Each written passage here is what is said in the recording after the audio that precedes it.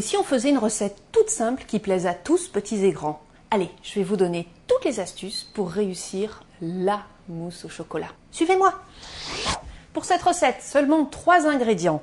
Une tablette de Nestlé Dessert, 6 œufs et une pincée de sel. On commence par faire fondre le chocolat. Pour ça, on va casser la tablette en petits carrés. Puis l'on a 3 possibilités.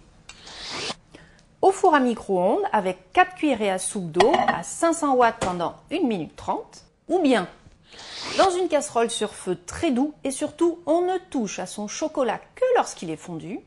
Enfin, dans une casserole au bain-marie, également à feu doux pour éviter les projections d'eau. Dans tous les cas, on remue vigoureusement à l'aide d'un fouet. Bien, nous voilà à la tête d'un superbe chocolat fondu. Cassons les œufs maintenant. On va séparer les blancs des jaunes.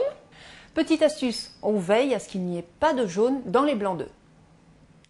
On ajoute la pincée de sel dans les blancs et on les bat en neige très ferme.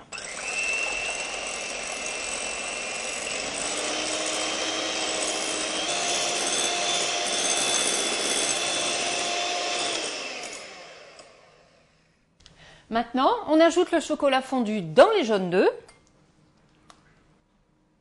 et on mélange énergiquement.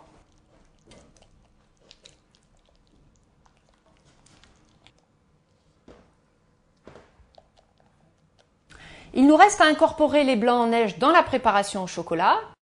Pour cela, on commence par 1/3 des blancs que l'on mélange énergiquement.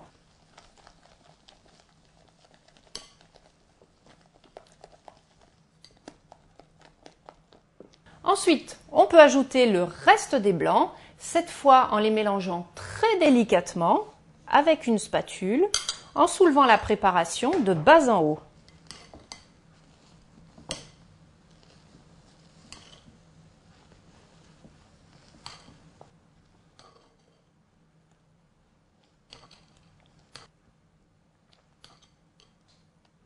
Cette opération tout en douceur évite aux blancs de retomber.